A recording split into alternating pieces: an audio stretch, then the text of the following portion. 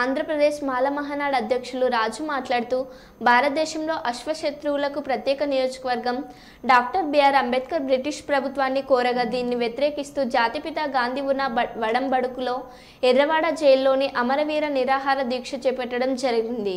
ఈ కారణంగా గాంధీ అంబేద్కర్ మధ్య కుదిరిన ఒప్పందాన్ని పునఃవడంబడిక అంటారు। దీని ద్వారా అట్టరానితనంలో ఉన్న ప్రతి ఒక్కరికి రిజర్వేషన్ కల్పించాలని నిర్ణయించడం జరిగిందని, ఇప్పటివరకు 15% అమలు జరగలేదని, ముఖ్యంగా గ్రూప్ 1 గ్రూప్ 2 తరగతుల్లోని తగిన విద్యార్థులు లేరని, ఆ ఉద్యోగులు ఇరు వర్గాలు పొందేలాగా చేసిన కేంద్ర రాష్ట్ర ప్రభుత్వాలు ఎప్పుడు కూడా ఎస్సీలకు సరిగా రిజర్వేషన్లు పంపకాలు చేయలేదని, ఈ 78 సంవత్సరాల్లో ఎస్సీలు వెనుకబాటుతనానికి ఈ దేశాన్ని రాష్ట్రాన్ని పాలిస్తున్న పాలకులే అని అన్నారు।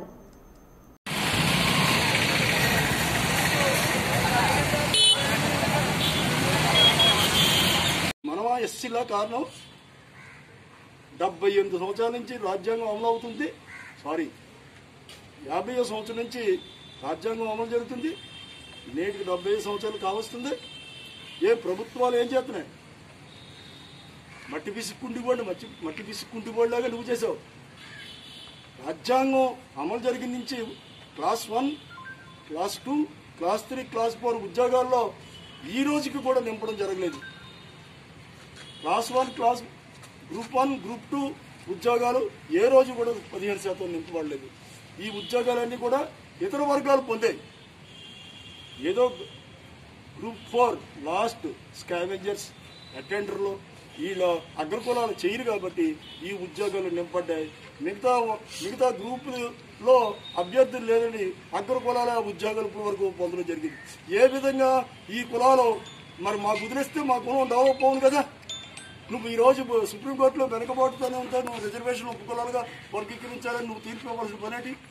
నీ తండ్రి ఏమో సిజేఐ సుప్రీంకోర్టు తీర్పు అయ్యాడా, సుప్రీంకోర్టు జడ్జి అయ్యాడా, మళ్ళీ నువ్వు అయ్యావు। నీకు అక్కర్లేదా? నీకు క్రిమినల్ అయ్యారు ఒకసారి ఉద్యోగం చేసేవాడు మళ్ళీ ఆ కుటుంబంలో రిజర్వేషన్ వద్దట। మరి చంద్రబాబు నాయుడు 4 సార్లు ముఖ్యమంత్రి ఎలాగేడు, రాజశేఖర రెడ్డి ముఖ్యమంత్రి ఎలాగేడు, జగన్మోహన్ రెడ్డి ముఖ్యమంత్రి అని మీ అగ్రకులాలకే ఉండక్కర్లేదు, మీరు ఎన్ని పదవులైనా పొందొచ్చు। ఇక్కడ విద్యా ఉద్యోగ రంగాల్లో పూర్తిగా నింపబడలేదు। ఎక్కడేసిన గొంగళ అక్కడే ఉంది, ఎక్కడ ప్రాంతం అక్కడే ఉంది। వెనుకబాటుతనంతో రిజర్వేషన్ కల్పించుకోవాలంటే రాజకీయ పార్టీలకి అది ఒక ఆట వస్తువుగా రిజర్వేషన్ మారిపోతుంది।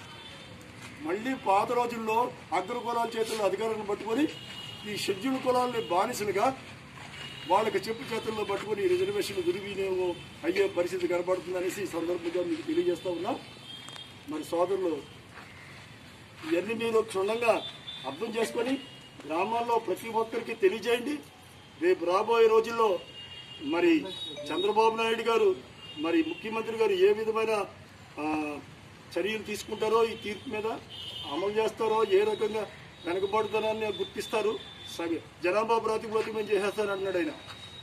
ఇక పార్లమెంట్లో చర్చ జరగలేదు, ఉభయ సభల్లో ఏ చర్చ జరగలేదు, రాష్ట్రపతి ఆమోదం పొందలేదు, అన్ని రాష్ట్రాల ఆమోదాలు తెలపలేదు।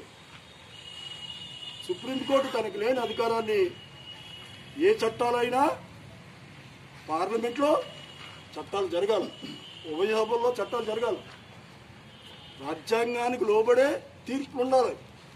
నీకు అక్కడ చట్టం లేదు, ఎక్కడ కూడా ఉపకులాలుగా వర్గీకరించండి రాజ్యాంగంలో ఎక్కడ చెప్పలేదు। 341 ఆర్టికల్ ఏ కులాన్నన్నా చేర్చుకోవడం కానీ తీసివేయడం కానీ తెలియజేస్తుంది తప్ప, ఒకవేళ ఖచ్చితంగా ఈ వర్గీకరణని అమలు చేయాలంటే పార్లమెంట్లో ఖచ్చితంగా చర్చ జరగాలి, 341కి సవరణ జరగాలి, అన్ని రాష్ట్రాల ఆమోదం 3/4, 2/3 పార్లమెంట్ సభ్యులు ఆమోదం తెలిపితేనే కానీ, రాష్ట్రపతి ఆమోదం తెలిపితేనే కానీ చట్టం చెల్లదు। లేని అధికారాలను సుప్రీంకోర్టు తెచ్చుకొని ఈరోజు వెనుకబడుతనం మీద మరి తీర్పు ఇవ్వడం మేము దాన్ని మానమహానాడుగా తీవ్రంగా వ్యతిరేకిస్తున్నాం।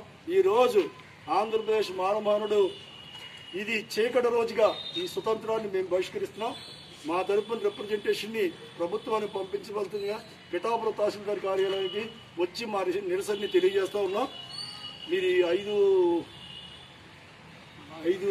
అంశాలను ఒక్కొక్కటి ప్రస్తావించండి। ఎవరు ప్రస్తావించండి? సత్యబాబు ఎవరైనా